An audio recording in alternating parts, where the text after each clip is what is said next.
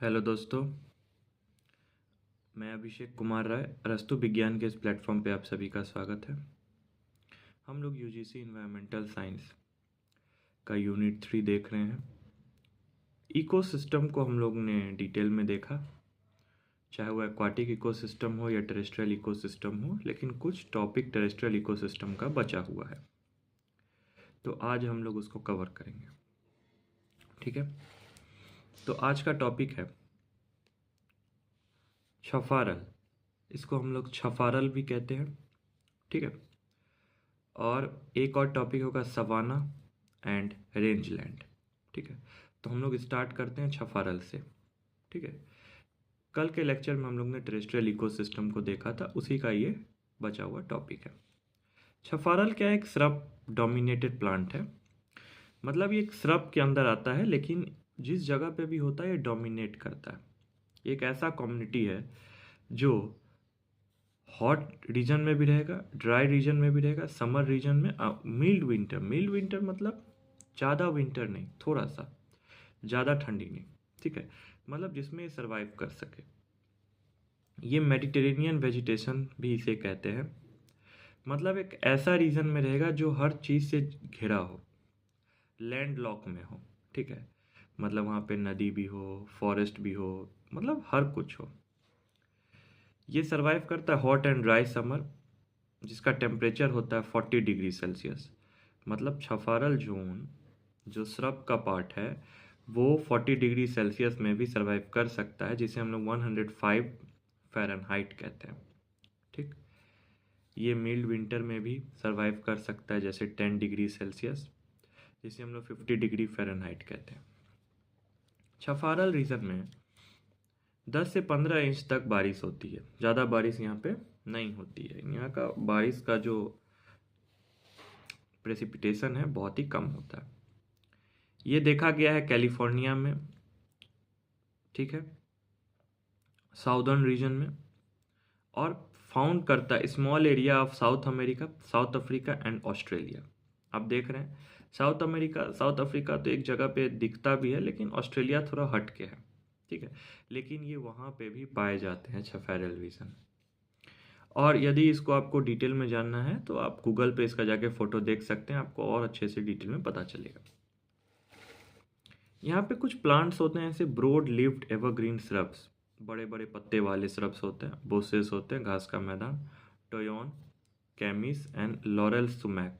ठीक है, ये प्लांट्स का पार्ट है, प्लांट्स का नाम है ये सब। ठीक, एनिमल्स में कोयोट्स रहते हैं, डियर, बॉब कैट्स, बड़े बड़े बिल्ली रहते हैं यहाँ पे, रेटल स्नेक्स, और रेटल स्नेक्स डेजर्ट में भी पाए जाते हैं।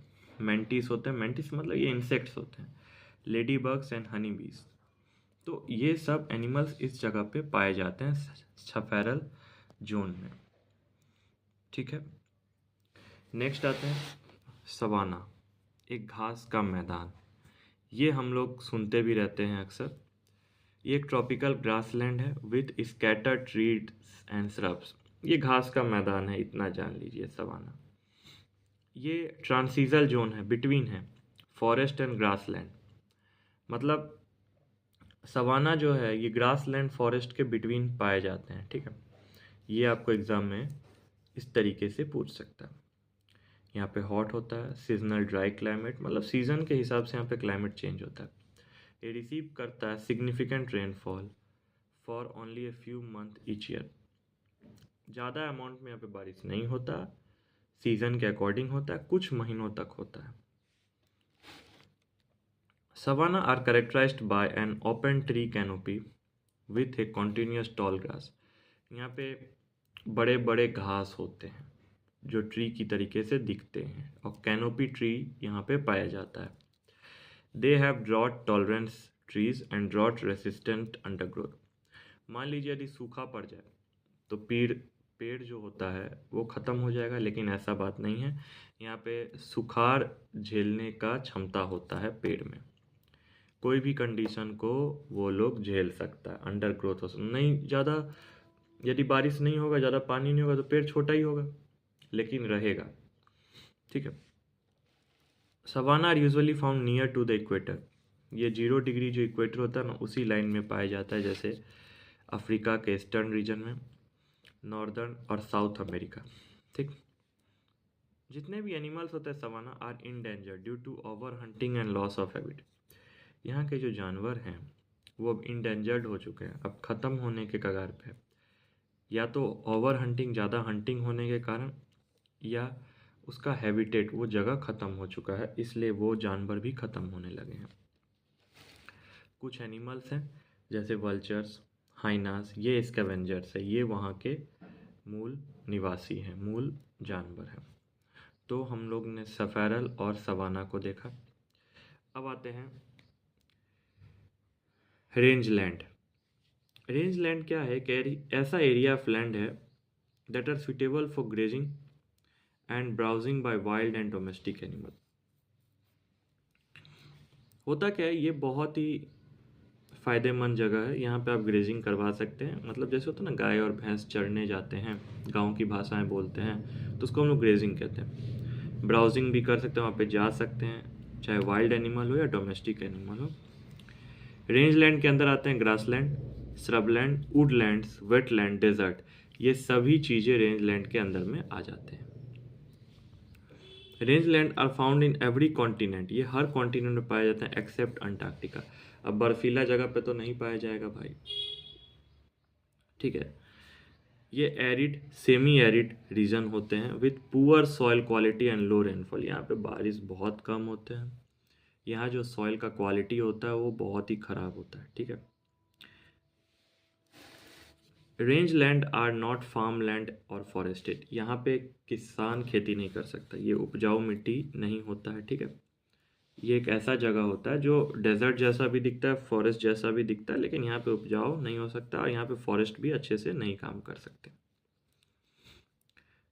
Uses range land provide forage for live stock, they are home to wildlife, they provide wood product, they are used for recreation, they are culturally significant। देखो, मेनली याद रखो कि रेंज लैंड जो है वो वुड प्रोडक्ट प्रोवाइड करता है, जैसे पेड़ से हम लोग क्या क्या सामान ले सकते हैं, ठीक है। यहाँ पे जंगली जानवर रह सकते हैं, ये यहाँ का जो प्रोडक्ट है वो रिक्रिएशन में हेल्प आ सकते हैं, ठीक है, कल्चरली सिग्निफिकेंट होता है। अब जो बचा हुआ पॉइंट है वो हम लोग देखते हैं। Range land of the Hindu Kush Himalayas are the largest and most diverse mountain range land in the world, ठीक है। तो रेंज लैंड यदि हम देखते हैं तो वहाँ पे एक आता है हिंदू कुश हिमालयाज, ठीक है, जो सबसे बड़ा रेंज लैंड है पूरे दुनिया का। तो इतना हम लोग को याद रखना है। अब इसके आगे दूसरे टॉपिक हैं जो हम लोग स्टार्ट करेंगे, तो उसको ख़त्म भी करना होता है। तो आज हम लोग ने रेंज लैंड देखा, जिसमें पहला टॉपिक हम लोग ने सफारल देखा, एक श्रब डोमिनेटेड प्लांट है, आप इसका स्क्रीनशॉट ले सकते हैं, इसका नोट्स बना सकते हैं। सवाना को देखा,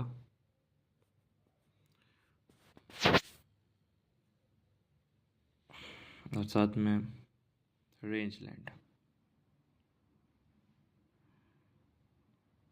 मैं आपको एक चीज़ें क्लियर कर दूं, ये जो नोट्स है ये आपको यूजीसी नेट के साथ साथ आप यदि किसी भी स्टेट के सेट एग्ज़ाम का तैयारी कर रहे हैं तो वहाँ पे भी ये नोट्स बहुत ही इम्पोर्टेंट है आपके लिए, ठीक है।